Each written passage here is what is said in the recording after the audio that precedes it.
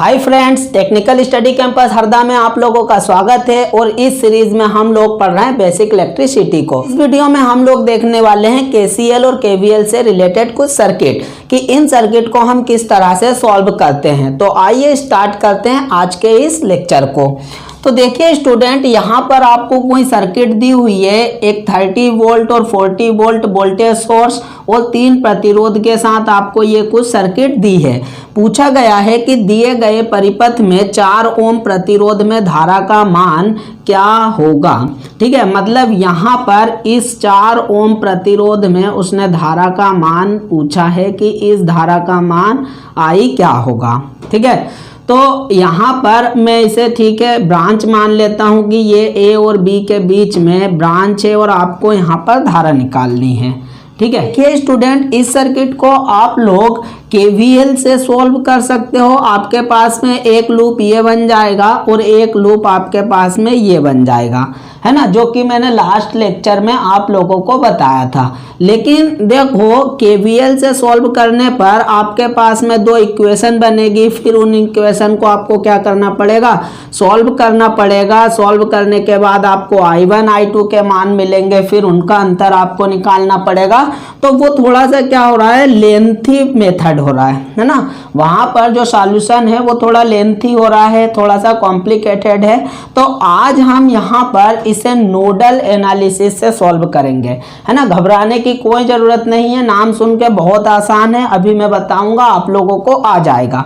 ठीक है, तो मैं यहाँ पर जैसे किसी सर्किट में मान लीजिए कि मेरे पास में ये कोई एक ब्रांच है, ठीक है, ए और बी के बीच में, ये ए और बी के बीच में मेरे पास में एक ब्रांच है जिसका रेजिस्टेंस आर है। ठीक है, अब मैं इस रेजिस्टेंस में मान लीजिए कि ए से बी की तरफ करंट लिखना चाहूँ। यहाँ पर मैं ये करंट आई को अगर लिखना चाह रहा हूँ, ठीक है, तो मुझे क्या लिखना पड़ेगा भाई, करंट बराबर विभवांतर बटे प्रतिरोध, हम यही लिखते हैं ना। मतलब आप लोग क्या लिख सकते हो, धारा बराबर विभवांतर बटे प्रतिरोध, आप ये लिखते हो। ठीक है, तो आप इसी का उपयोग करते हुए क्या इस ब्रांच में करंट लिख सकते हो। अगर आपको यहाँ पर पोटेंशियल डिफरेंस दी हुई है, मान लीजिए कि ए के ऊपर आपका जो वोल्टेज है वो VA है और बी के ऊपर आपका जो वोल्टेज है ये VB है, तो आप इस करंट को कैसे लिखोगे कि I बराबर, है ना। अब देखो स्टार्ट कहाँ से हो रही, VA से, तो हम इसको लिखेंगे VA, एंड कहाँ पर हो रही, VB पर, तो माइनस VB अपॉन में टोटल रेजिस्टेंस R। ये मिल गया आपको करंट। बताओ कोई दिक्कत है क्या यार, है ना। मतलब आप इस ब्रांच में करंट इस तरह से लिख सकते हो। ठीक है, अब मान लो कि यही ब्रांच आपको कुछ इस रूप में दी हुई होती, है ना, कि यहाँ पर फिर से ये रेजिस्टेंस R है, पॉइंट A है, ये पॉइंट B है, और इस बार इस पॉइंट पर वोल्टेज VA है, इस पॉइंट पर वोल्टेज 0 है। ठीक है, मतलब आपका जो B पॉइंट है उस पर जो VB आपने पोटेंशियल रखा ये 0 रखा। फिर से अगर आपको यहाँ पर करंट लिखनी हो I, ठीक है, तो आप क्या लिख सकते हो, I बराबर, है ना, वोल्टेज डिफरेंस। देखो स्टार्ट कहाँ से हो रही है, VA से, और ध्यान रखना ये प्लस के VA से स्टार्ट हो रही, तो यहाँ पर मैंने प्लस का VA लिखा, है ना, माइनस, अब देखो 0 पे खत्म हो रही तो 0 बटे टोटल रेजिस्टेंस R एम्पियर। ठीक है, ये समझ में आया कि नहीं दोनों कंडीशन। मतलब जब भी अगर आपको किसी ब्रांच में करंट लिखना है, आपको ये देखना है कि वहां पर पोटेंशियल डिफरेंस क्या हो रहा है। क्लियर है। तो देखिए स्टूडेंट, यहाँ पर मैंने आप लोगों के साथ में कुछ ब्रांच बनाई है। ठीक है, तो इनके लिए हम करंट को किस प्रकार से लिख सकते हैं। मान लो आपको इस करंट I को अगर लिखना है, ठीक है, तो देखिए करंट I हम इस ब्रांच के लिए क्या लिखेंगे, I बराबर, स्टार्ट कहाँ से हो रही है, VB से। ठीक है, क्योंकि इस बार डायरेक्शन मैंने चेंज कर दिया, तो स्टार्ट हो रही VB से, माइनस, अब देखो प्लस के VA पे खत्म हो रहा है इसलिए माइनस का VA अपॉन में ब्रांच का टोटल रेजिस्टेंस R एम्पियर। आप इसके लिए करंट इस तरीके से लिख सकते हो, ठीक है। अब यहाँ पर अगर इस ब्रांच के लिए मान लीजिए कि आपको यहाँ पर करंट दे दी है ना, आपको करंट दे दी है इस बार की इस ब्रांच में करंट बताइए, करंट जा रही A से B की तरफ। ये दो रेजिस्टेंस से आपको कंफ्यूज होने की कोई ज़रूरत नहीं है, मैंने ब्रांच आपको पढ़ाई है KCL और KVL की थ्योरी में। तो ये फाइनली A से B तक क्या है, एक ही ब्रांच है क्योंकि दोनों रेजिस्टेंस आपके सीरीज में कनेक्ट हैं और सीरीज में आपकी करंट समान होती है। तो स्टार्ट कहाँ से हो रही है, A से स्टार्ट हो रही है जा रही है B पर, है ना। तो हमको स्टार्ट करना है I बराबर स्टार्ट हो रही VA से, प्लस का VA है माइनस, अब देखो माइनस के VB पर समाप्त हो रही है, यहाँ पर प्लस का VB था, ठीक है। तो माइनस के VB पर ये खत्म हो रही है बटे में ब्रांच का टोटल रेजिस्टेंस। तो total resistance R1 plus R2 हो जाएगा, सीरीज में आप ऐसे ही ऐड करते हो एम्पियर। तो आपने इस ब्रांच के लिए ये करंट लिख दी। अब हम यहाँ पर मान लीजिए कि सेम वे में कोई करंट यहाँ पर इस डायरेक्शन में है ना, मैं डायरेक्शन चेंज कर देता हूँ कि यहाँ पर आप इस ब्रांच के लिए करंट बताओ। करंट चल रही है आपकी इस बार B से A की ओर, ठीक है। तो फिर से हम लिखेंगे I बराबर, ठीक है, स्टार्ट कहाँ से हो रही, इस बार माइनस के VB से स्टार्ट हो रही, तो माइनस के VB माइनस खत्म कहाँ हो रही, प्लस के VB पर, तो माइनस VA अपॉन में ब्रांच का टोटल रेजिस्टेंस क्या लिखेंगे R1 प्लस R2 एम्पियर, ठीक है। तो इस तरीके से आप क्या लिख सकते हो, करंट लिख सकते हो, है ना। अगर दोनों जगह पोटेंशियल आपको माइनस में दिए हैं तो कोई कंफ्यूजन वाली बात नहीं है, सिर्फ आपको क्या समझना है कि आपको पोटेंशियल डिफरेंस लिखना है ना। तो जैसे अगर मान लो मैं इस सर्किट या सॉरी इस ब्रांच के लिए करंट I लिखना चाह रहा हूं, करंट की डायरेक्शन मैंने रखी है A से B की तरफ। तो देखिए करंट I बराबर स्टार्ट कहां से हो रही, A से, यानी A पर है आपका माइनस VA, खत्म हो रही है माइनस VB पर, तो माइनस फिर माइनस VB, ठीक है, बटे में टोटल रेजिस्टेंस इस बार क्या है R1 है, तो R1 लिख दिया एम्पियर, ठीक है। तो इस तरीके से आप किसी भी ब्रांच में करंट लिख सकते हो। बोलो ये क्लियर है कि नहीं है। अगर ये क्लियर हो गया तो ये सर्किट कुछ भी नहीं है यार, ये फिर एक खेल हो गया आपके लिए, ठीक है। फटाफट से, है ना, 1 मिनट के अंदर आपका आंसर आने वाला है अगर आपका ये कंसेप्ट क्लियर हो गया तो। बोलो आया कि नहीं आया समझ में। फटाफट से आप स्क्रीनशॉट लो, इनको एक बार और देखो, ठीक है, समझ में आ जाएगा, है ना। अब हम आते हैं क्वेश्चन की तरफ में, ठीक है स्टूडेंट। अब हम देखते हैं क्वेश्चन को। तो सबसे पहले अगर हम क्वेश्चन में बात करें नोड की, है ना, तो देखिए स्टूडेंट, नोड क्या होता है, जंक्शन क्या होता है, ब्रांच क्या होती है, लूप क्या होता है। जब मैंने आप लोगों को KCL और KVL की थ्योरी पढ़ाया था वहां पर मैंने इसको बहुत ही अच्छे से समझाया था। स्टूडेंट को इस वीडियो को बहुत अच्छे से समझना है या यहाँ पर सर्किट को सॉल्व करना सीखना है तो पहले वह मेरा KCL और KVL वाला वो लेक्चर देखे जिसमें मैंने थ्योरी डिस्कस की थी, तो उसे ये बहुत ही ज़्यादा अच्छे से समझ में आने वाला है। अगर हम यहाँ पर बात करें नोड की, ठीक है, तो मैंने कहा था कि जहाँ पर जाकर करंट बढ़ जाती है वह बिंदु आपका नोड कहलाता है। तो देखिए यहाँ पर करंट के बढ़ने के लिए रास्ता, भाई इधर से करंट आएगी तो इधर और इधर बढ़ सकती है और यहाँ पर करंट बढ़ सकती है। तो इसमें नोड कितने हो गए आपके, एक तो नोड A हो गया, नोड B हो गया, ठीक है। तो अगर हम इस क्वेश्चन की बात करें कि नोड कितने हैं तो नोड आपके हो गए 2। अब अगर हम बात करें यहाँ पर समीकरण की, है ना, यानी कितने नंबर आप KCL इक्वेशन बनेंगे, तो इसके लिए KCL इक्वेशन लिखने वाले हैं हम नोड -1। हमेशा इसको ध्यान रखिए।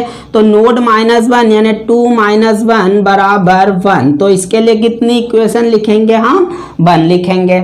यहाँ तक क्लियर हो गया। अब देखिए स्टूडेंट, इस क्वेश्चन को जब भी आप हल करोगे KCL से, ठीक है, तो यहाँ पर आप जिस नोड पर, सबसे पहले तो देखो यहाँ पर आपका जो नोड बी है ये आपका क्या रेफरेंस नोड है, क्योंकि इधर क्या बैटरी का नेगेटिव टर्मिनल कनेक्ट है, इधर भी बैटरी का नेगेटिव टर्मिनल। तो इस नोड के ऊपर वोल्टेज आपको मिलने वाली है 0 वोल्ट, कोई दिक्कत यहाँ तक नहीं है।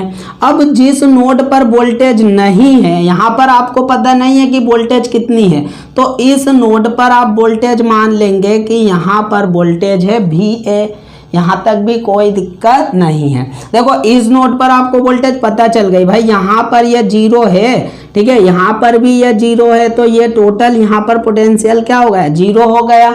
इस नोड पर वोल्टेज पता नहीं थी, हमने वोल्टेज मान लिया। अब जिस ब्रांच में करंट नहीं दी हुई है उस ब्रांच में आप करंट मान लीजिए, जिस ब्रांच में करंट दी हुई है उस ब्रांच को आपको किसी प्रकार से चेंज नहीं करना है। तो देखिए यहाँ पर आपको इस ब्रांच में करंट दी हुई है I, और ये कहाँ ऊपर से नीचे की ओर फ्लो हो रही, जबकि इस 2 ओम में करंट नहीं है, इस 2 ओम में करंट नहीं है। तो यहाँ पर हमने मन से मान लिया कि यहाँ पर करंट I1 फ्लो हो रही है और यहाँ पर करंट I2 फ्लो हो रही है, ठीक है। ये आपको किसी भी डायरेक्शन में मान लेना है ना। इतना काम करने के बाद अब आप यहाँ पर इस नोड पर अप्लाई कर देंगे KCL, है ना। नोड ए पर KCL लगाने पर, ठीक है, आप नोड ए पर क्या लगाएंगे KCL लगाएंगे, ठीक है। तो आप KCL को पढ़े हुए हो, है ना, मैंने पढ़ाया हूं, वहां पर मैंने क्या बताया था कि नोड पर आने वाली धारा नोड से जाने वाली धारा के बराबर होती है। तो देखिए I1 क्या हो रही, नोड के तरफ आ रही, तो मैंने यहाँ पर लिख दिया I1। I2 आपकी क्या हो रही, नोड के तरफ आ रही, तो यहाँ पर मैंने लिख दिया I2। ये दोनों करंट इस नोड के तरफ आ रही हैं, जबकि I करंट नोड से जा रही है। तो मैं लिख सकता हूँ I1 प्लस I2 बराबर I, ये मैंने KCL इक्वेशन लिख दिया। अब मैंने आप लोगों को अभी सिखाया हूं कि किसी भी ब्रांच में आप करंट को किस प्रकार से लिख सकते हो। तो I1 को अगर मैं लिखना चाहूं तो क्या लिख सकता हूं, देखो I1 स्टार्ट कहां से हो रही है, इस 30 वोल्ट से स्टार्ट हो रही है, और प्लस के 30 वोल्ट से स्टार्ट हो रही है, खत्म कहां हो रही है, प्लस के VA पर खत्म हो रही। तो यहां पर अगर इस ब्रांच में आप वोल्टेज डिफरेंस लिखोगे तो क्या लिखोगे, 30 माइनस VA अपॉन में टोटल रेजिस्टेंस आपके पास में क्या है 2 ओम है। अभी मैंने आप लोगों को सिखाया हूं, ठीक है। फिर हम इस ब्रांच में I2 को लिखना चाहें जैसे, तो I2 बराबर में क्या लिख सकता हूं, अब देखो I2 स्टार्ट कहां से हो रही है, 40 वोल्ट से स्टार्ट हो रही है और प्लस टर्मिनल से स्टार्ट हो रही है, खत्म कहां पर हो रही है, प्लस के VA पर खत्म हो रही। भाई यही करंट है ना I2, ठीक है। तो I2 बराबर में लिख सकता हूं 40 माइनस VA बटे टोटल रेजिस्टेंस आपके पास में है 2 ओम। बोलो यहां तक कोई दिक्कत नहीं है। अब अगर मैं I की बात करूं तो I बराबर में क्या लिख सकता हूं, स्टार्ट कहां से हो रही, तो देखो इस VA से, वो यहीं से स्टार्ट हो रही ना, VA से स्टार्ट हो रही है, तो मैंने लिखा कि भाई VA से स्टार्ट हो रही है और प्लस के VA से खत्म कहां हो रही है, इस रेफरेंस नोड पर, और इस पर वोल्टेज दिया हुआ है 0 वोल्ट, तो खत्म हो रही है 0 बटे टोटल रेजिस्टेंस आपके पास में है 4 ओम। तो इस प्रकार आप I1, I2 और I करंट को लिख सकते हो। अब देखिए अगर मैं I1, I2 और I का मान इस समीकरण 1 में रख दूं, है ना, मतलब I1 की जगह क्या लिख सकता हूं, 30 माइनस VA अपॉन 2, I2 की जगह 40 माइनस VA अपॉन 2 और I की जगह VA माइनस 0 यानी कि VA अपॉन 4 डायरेक्ट लिख सकता हूं। तो मैं अगर इसको इक्वेशन 1 में लिख दूं तो मैं लिख सकता हूं 30 माइनस VA अपॉन में 2 प्लस यहाँ पर हम लिखेंगे 40 माइनस VA बाई 2 बराबर से VA अपॉन में 4। अब कुछ नहीं करना है, इस इक्वेशन को आपको सॉल्व करना है, सिंपल सा, यहाँ से आपको VA का मान निकालना है। तो अगर मैं इसको हल करूँगा तो 2 LCM लेके इधर कट गया तो ये हो जाएगा 40 और 30 70, 70 माइनस 2VA बराबर VA अपॉन में 2, है ना। इसको अगर आप सॉल्व कर लोगे तो ये कुछ इस तरह से, फिर इस 2 का इधर मल्टीप्लाई करोगे तो ये हो जाएगा 140 माइनस 4VA बराबर VA, है ना। तो आपके पास में क्या आ गया, अगर आप VA निकालना चाहोगे तो VA बराबर 140 बटे, अब ये इधर जाके जुड़ जाएगा 5, है ना। तो VA का मान आपके पास में आ गया कितना, 5 दूनी 10 पना 8 40 28 वोल्ट, यानी आपके पास में ये VA का मान आ गया। कई बार क्वेश्चन में स्टूडेंट आपसे यही पूछेगा कि नोड के ऊपर वोल्टेज क्या होगा, तो आपका आंसर कई बार यही होगा कि नोड के ऊपर वोल्टेज 28 वोल्ट होगा। अब आपसे किसी भी ब्रांच में करंट पूछ ले, आप बहुत ही आसानी से बता सकते हो। जैसे अभी हमारा क्वेश्चन था कि I का मान बताओ, तो हमें पता I बराबर क्या हो, VA माइनस 0/4, और VA का मान हम 28 अभी कैलकुलेट कर सकते हैं। तो I का मान लिखूं, I बराबर VA, तो VA यहाँ पर 28 माइनस 0, तो अब 0 को मैं लिखूंगा नहीं, है ना, बटे में मैं क्या लिख सकता हूँ यहाँ पर 4, तो 4 7 28, I बराबर 7 एम्पियर करंट आपको आंसर में मिल जाएगी, है ना। अगर आपसे I1 पूछ लेता तो I1 भी हम निकाल लेते। I1 बराबर हमको पता है क्या होता है, 30 माइनस VA, है ना। तो VA की जगह कितना लिखना है, 28 बाई टोटल रेजिस्टेंस 2, तो ये यहाँ पर हो जाएगा आपका क्या, 2/2, यानी कि 1 एम्पियर करंट आपको I1 मिल गई।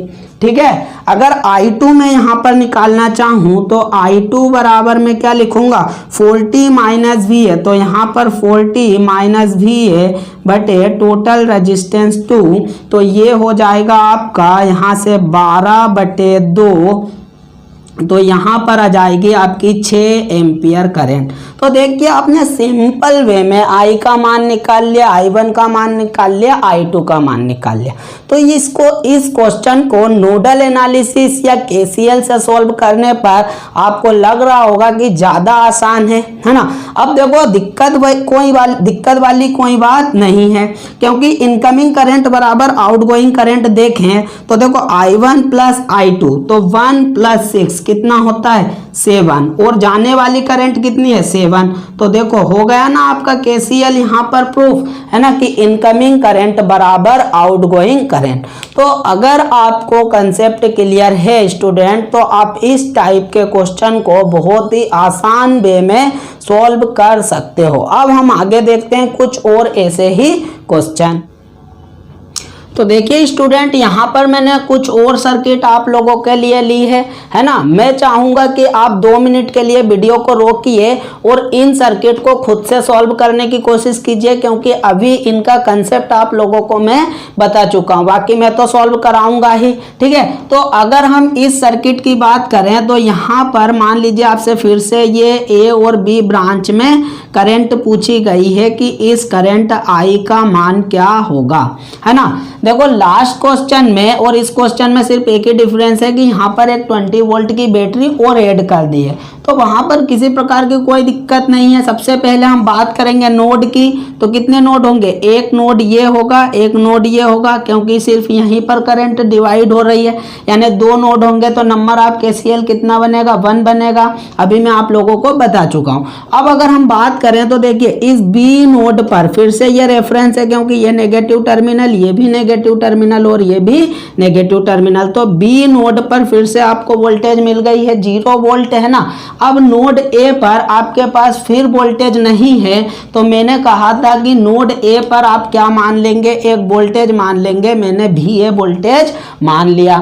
जिस ब्रांच में करंट नहीं है उस ब्रांच में हम क्या मानते हैं, करंट मानते हैं। तो A से B तक तो हमको करंट I दी गई है, लेकिन इन 2 ब्रांच में यानी 5 ओम के रेजिस्टेंस में हमको करंट नहीं दी गई है, तो मैंने इधर से मान लीजिए फिर से लिया कि करंट I1 फ्लो हो रही है, इधर से मैंने फिर फिर करंट लिया कि I2 फ्लो हो रही है। ठीक है, अब अगर मैं नोड ए पर KCL लगाऊं तो मैं क्या लिख सकता हूं, इनकमिंग करंट बराबर आउटगोइंग करंट, है ना। ए पर हमको क्या लिखना है, KCL।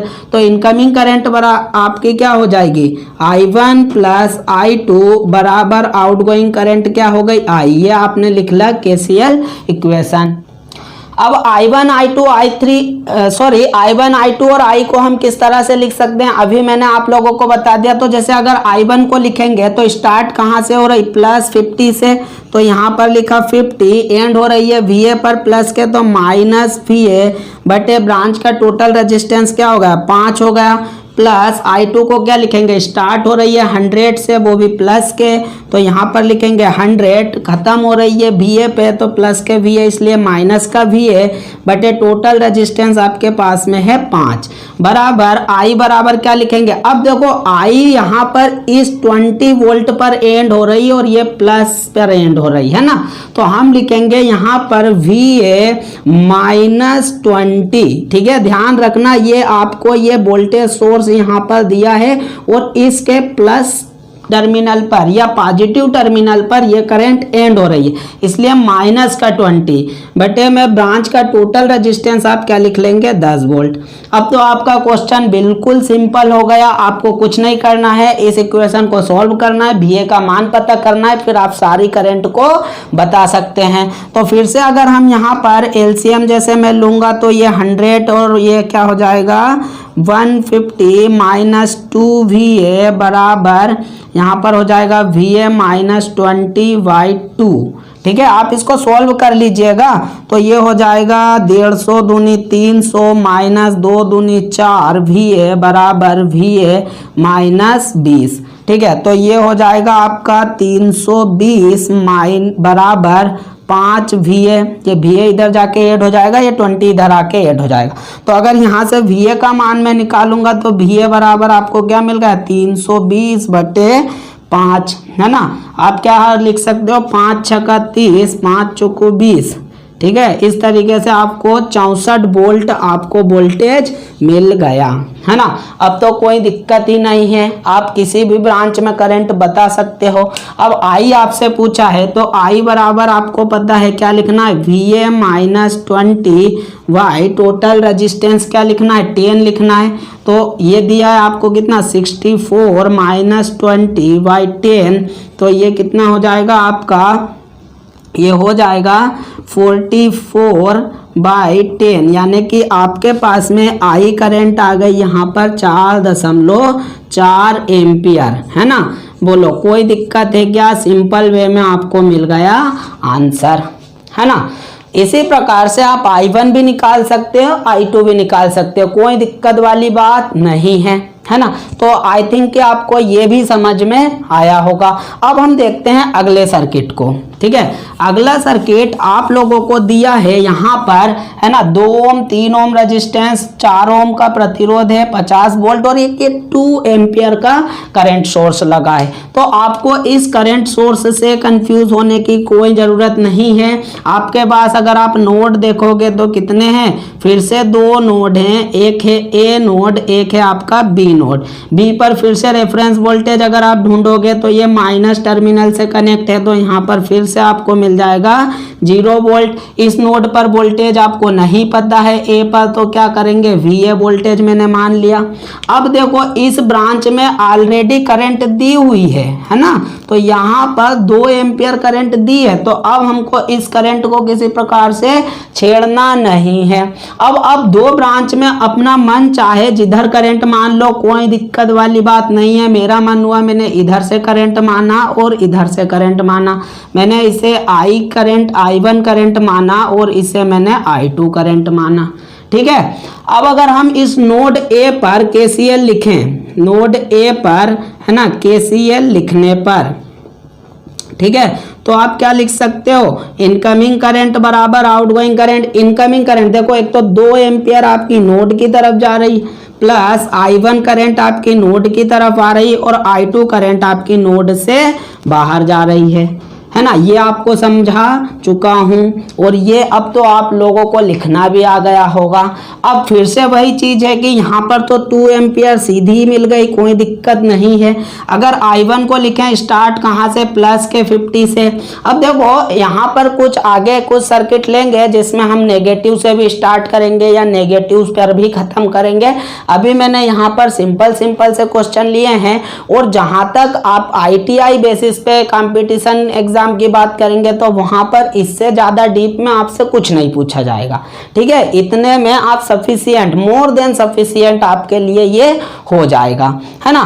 तो फिर से हम अगर I1 को लिखेंगे तो यहाँ पर स्टार्ट हो रहा है 50 से, एंड हो रहा है प्लस के V है तो लिखेंगे माइनस के V है, बटे ब्रांच का टोटल रेजिस्टेंस 3 ओम मिलेगा, बराबर I2 आपकी स्टार्ट कहाँ है, VA से, एंड कहाँ पे 0 पे है तो मैं नहीं लिख रहा हूँ, बटे में 4। अब यहाँ से आप इसको सोल्व करिएगा, VA का मान निकालेंगे और इस ब्रांच में मुझे I2 का मान पता करना है। तो आप मुझे I2 जो करंट है उसका मान कमेंट बॉक्स में यहाँ पर आपको क्या करना है, टाइप करना है इस तीसरे नंबर के क्वेश्चन का आंसर, ठीक है। अब हम आगे कुछ और सर्किट देखते हैं इसी वे में, क्लियर है। तो देखिए स्टूडेंट, यहाँ पर मैंने कुछ और सर्किट आप लोगों के लिए ली है ना, इन्हें हम थोड़ा सा समझते हैं। इस क्वेश्चन में, इस सर्किट में आपसे यहाँ पर ये कुछ अरेंजमेंट दिया है और इस I करंट का मान आपसे पूछा है ना, और यहाँ पर ये 2 एम्पियर की करंट फ्लो हो रही। तो देखिए स्टूडेंट, आपको इसको देखकर घबराने की कोई ज़रूरत नहीं है, बहुत ही सिंपल क्वेश्चन है। बस हमको हमारे कंसेप्ट के ऊपर ध्यान देना है, बेसिक्स के ऊपर ध्यान देना है ना, इसीलिए मैंने लिखा भी हूँ बेसिक इलेक्ट्रिसिटी। तो देखिए, अगर हम यहाँ पर इस ब्रांच की बात करें, यानी पॉइंट A से पॉइंट B तक देखें, यानी इस ब्रांच की, तो ये पूरी ब्रांच क्या है आपकी, सीरीज में कनेक्ट है, यानी ये 3 ओम और ये 2 ओम आपके कैसे कनेक्ट हैं, श्रेणी क्रम में संयोजित हैं। क्रम में आपकी करंट क्या होती है, समान होती है। तो अगर मैं यहाँ पर वोल्टेज ड्रॉप लिखूं इस 2 ओम के अक्रॉस, तो वोल्टेज ड्रॉप आप क्या लिखते हो, V बराबर I इंटू R। R का मान यहाँ पर 2 ओम है और करंट यहाँ पर 2 है, तो आपको 4 वोल्ट यहाँ पर क्या मिलने वाला है, वोल्टेज ड्रॉप मिलने वाला है। यहाँ तक कोई दिक्कत नहीं है। तो इसके अक्रॉस आपको जो वोल्टेज ड्रॉप मिला वो 4 वोल्ट मिला। इसी प्रकार इस रेजिस्टेंस के अक्रॉस भी आप वोल्टेज ड्रॉप निकाल सकते हो, I इंटू R। तो I आपको 2 दिया है, R आपको 3 दिया है, तो 3 दूनी 6, तो 6 वोल्ट आपको यहाँ पर वोल्टेज ड्रॉप मिल गया, क्लियर है। अब देखो, सीरीज में आपका जो वोल्टेज होता है वो ऐड हो जाता है। तो इस पूरी ब्रांच में अगर हम वोल्टेज को ऐड करें तो 4 + 6 यानी कितना वोल्ट है, 10 वोल्ट है। अब देखिए, ये यहाँ पर आपको 10 वोल्ट जो वोल्टेज मिला है वही वोल्टेज इस ब्रांच में भी होगा क्या, क्योंकि फाइनली ये वाली ब्रांच और ये वाली ब्रांच दोनों कैसे कनेक्ट है, पैरेलल में, और पैरेलल में आपका वोल्टेज हमेशा सेम होता है। तो यही 10 वोल्ट इस ब्रांच के लिए भी होगा, यानी कि यहाँ पर अगर हम वोल्टेज लिखें इस नोड पर तो ये 10 वोल्ट होगा।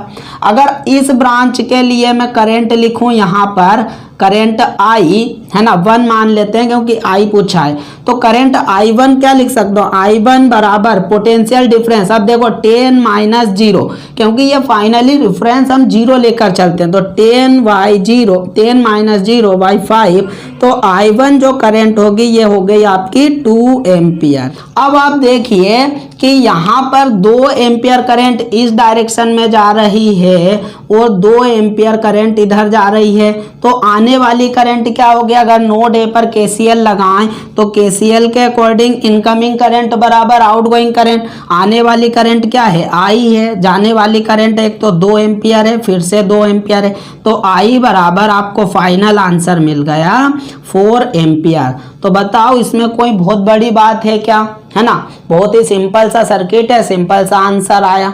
अब हम यहाँ पर इस क्वेश्चन की जैसे बात करें, है ना, तो यहाँ पर आपको वोल्टेज पूछा है, ठीक है। और यहाँ पर इस रेजिस्टेंस में, ये 2 ओम के रेजिस्टेंस में आपको वोल्टेज ड्रॉप दिया है 2 वोल्ट, है ना। तो यहाँ पर भी किसी प्रकार की घबराने की कोई ज़रूरत नहीं, मैं हूं ना, मैं बताता हूँ अभी। तो अगर मैं इस ब्रांच में, या यूं कहूँ कि यहाँ पर करंट निकालना चाहूँ, मान लो I1, है ना, तो मेरे पास वोल्टेज कितना है, 2 वोल्ट है, और करंट रेजिस्टेंस कितना है, 2 है, तो यहाँ पर 1 एम्पियर करंट फ्लो हो जाएगी। अब देखिए यही 1 एम्पियर की करंट आपकी इस पूरी ब्रांच में फ्लो होने वाली है, ए से लगाकर बी तक, क्योंकि ये ब्रांच कैसी है आपकी श्रेणी क्रम में संयोजित है, 5 ओम और 2 ओम का रेजिस्टेंस। तो इस रेजिस्टेंस के अक्रॉस अगर वोल्टेज ड्रॉप निकालूं फिर से, तो मेरे को करंट पता है 1 एम्पियर है, रेजिस्टेंस कितना है, 5 ओम है, तो वोल्टेज ड्रॉप क्या हो जाएगा, I इंटू आर। तो यहाँ पर 1 गुणा 5 यानी कि 5 वोल्ट आपको वोल्टेज ड्रॉप मिल जाएगा। सीरीज में आपका वोल्टेज ऐड हो जाएगा, तो फाइनली आपको नोड के ऊपर जो वोल्टेज मिलना है, ये वोल्टेज आपको मिल जाएगा 7 वोल्ट, क्योंकि 5 2 7। ठीक है। अब अगर हम इस ब्रांच में करंट की बात करें, ठीक है, तो इस ब्रांच में आपकी करंट कितनी फ्लो हो जाएगी, I बराबर V/R, है ना। तो यहाँ पर 7/7 मतलब कि 1 एम्पियर की करंट आपकी फ्लो हो गई। अब देखो यहाँ पर 1 एम्पियर करंट इधर जा रही है, 1 एम्पियर करंट इधर जा रही, तो यहाँ पर टोटल करंट कितनी हो जाएगी, 2 एम्पियर इनकमिंग बराबर आउटगोइंग। अब अगर मुझे इस वोल्टेज सोर्स का पता करना है, तो इस ब्रांच में करंट कितनी है, 2 एम्पियर। स्टार्ट कहाँ से हो रही, इस वोल्टेज सोर्स भी से स्टार्ट हो रही, खत्म कहाँ हो रही, नोड के ऊपर, और नोड के ऊपर है 7 वोल्ट प्लस का, तो यहाँ पर आप माइनस के 7 लिख सकते हो, बटे में यहाँ पर आप क्या लिख सकते हो, 1 लिख सकते हो, है ना, क्योंकि टोटल रेजिस्टेंस 1 ओम है। तो यहाँ से इसको जब आप हल करोगे तो V-7 बराबर 2, ये इधर जाके ऐड हो जाएगा, तो V बराबर 9 वोल्ट आपका आंसर आ जाएगा। ठीक है, बताओ कोई दिक्कत नहीं है ना। तो इस टाइप से अगर आपके बेसिक क्लियर हैं, आपके कंसेप्ट क्लियर हैं, तो आप किसी भी सर्किट को इजी वे में सॉल्व कर सकते हो। और ऐसे ही अच्छे अच्छे सर्किट या बेसिक इलेक्ट्रिसिटी को बहुत ही डिटेल्स में पढ़ने के लिए आपको क्या करना है पता है, चैनल को सब्सक्राइब कीजिए, बेल आइकन को प्रेस कीजिए, है ना। जैसे ही मैं वीडियो अपलोड करूंगा आपको वीडियो मिल जाएगा। मिलते हैं अगले लेक्चर में। ओके, थैंक यू, शुक्रिया।